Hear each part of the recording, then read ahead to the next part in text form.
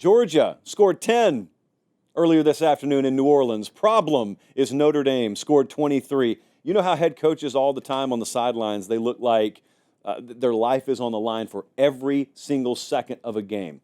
And sometimes, if you're just casually watching a game, you can look at it and you can say, man, like lighten up a little bit. You guys take this too seriously. Well, let me tell you why it looks that way.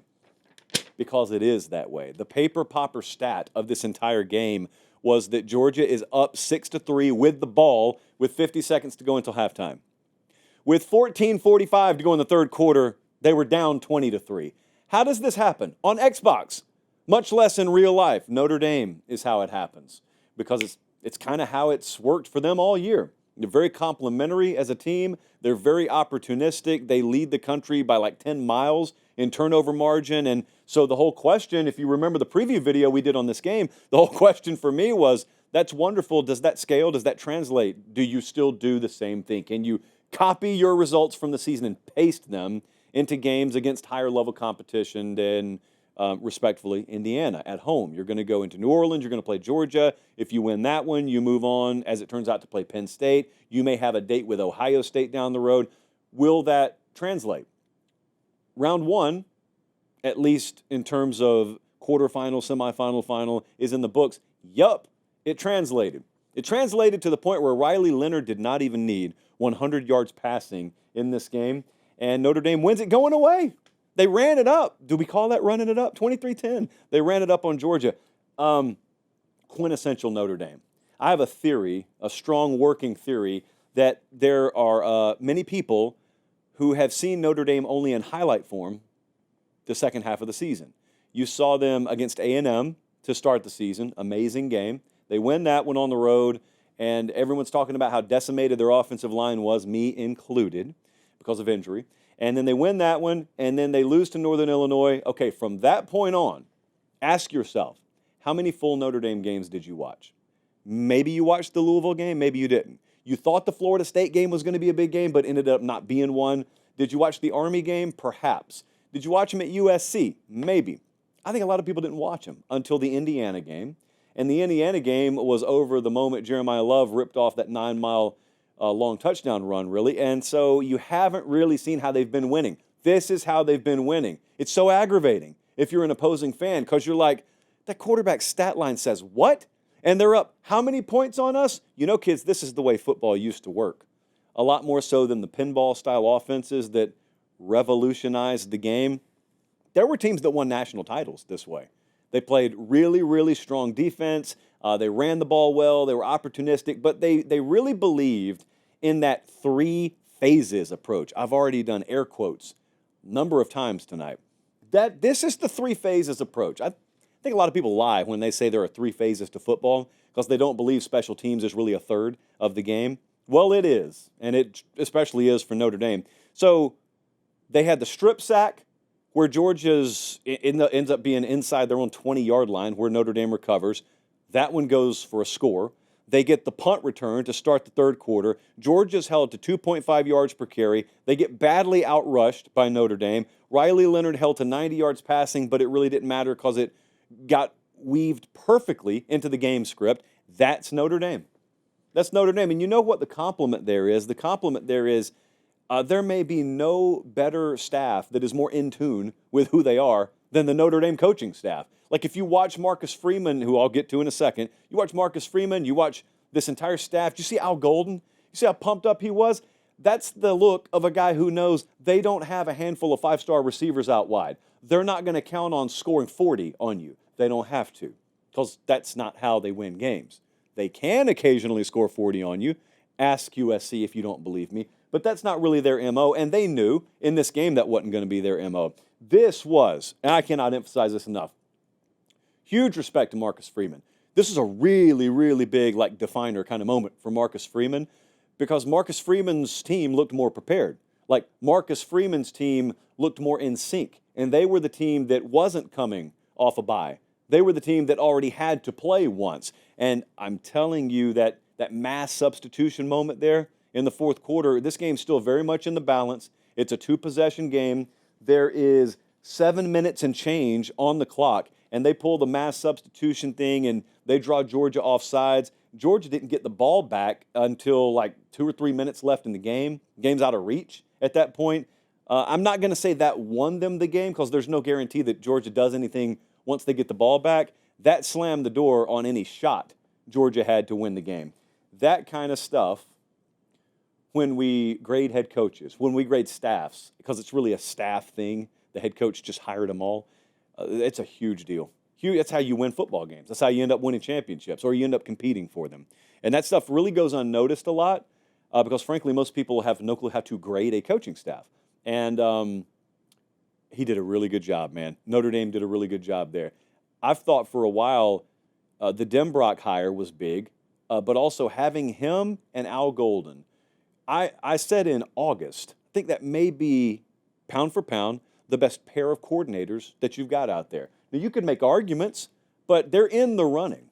And it's a big deal because Marcus Freeman's still a very young head coach. And most of the time, to get that kind of a semblance of talent, they want to go play for a guy who's more proven. Well, Marcus Freeman did not necessarily have the resume to sell, but what he did have to sell is the future. And as you've noticed by the talent they've acquired and by the staff he's put together, Marcus Freeman can sell really, really well. And it's not selling a mirage either because they're now one of 4 teams remaining at college football's playoff table. So I don't know what you felt watching Georgia play this game. I will tell you what I felt. This is the portal at work. Whatever you wanted the portal to do to college football, well, I don't need you to set it aside. You can think whatever you think right now. But it's very crystal clear what the portal has done to college football when you watch Georgia, because Georgia doesn't lean on it. They take guys, like ETN was out of the portal.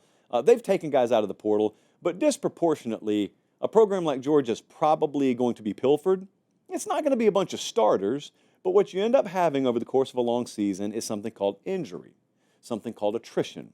And it used to be not too long ago that Georgia had another one and then one behind him, and this roster simply didn't have that this year. You look at how they got victimized on the offensive lines because they didn't have any other answers. You look at how average they were at tailback this year relative to what they normally are. It's just because they didn't have any other answers out there. Georgia has not been special for quite a while at wide receiver, but they are really average at wide receiver, and that's when they catch the ball, by the way. They do their own work putting the ball on the ground more often than not, so it's just wasn't an overly special team in terms of high caliber depth. So you can look at that and you can say that's a flaw in college football system. Others would look at that and say, good, that's the new system working. It's balancing everything out. Now, it is my theory that in the long run, the power players will figure out a way to tilt the table back to their advantage. So what I'm telling you there is enjoy it while you can. I'm not quite sure that the Georgias of the world just are relegated to, being average citizens in college football. But I can tell you, NIL and the portal has probably done a little more harm than good to Georgia. I guess it kind of is an excuse. It's a reason they don't look like they normally look. Now, remember back in August when we were predicting Georgia, I have flip-flopped on Georgia like 5 times this year, so this is going to sound hypocritical because like 2 weeks ago I picked them to win the national title, for which I take partial responsibility. What more do you people want from me? Hey, I got a producer in there that didn't stop me. Where were you, Jesse? Colin, you can abstain. You're just directing in there. So Georgia in August, you'll remember that a host on this show took a fair amount of heat because I picked them to lose 2 games. Actually picked them to not go to the SEC championship. I just thought they were off a couple of notches as a team. That was with Carson Beck, by the way.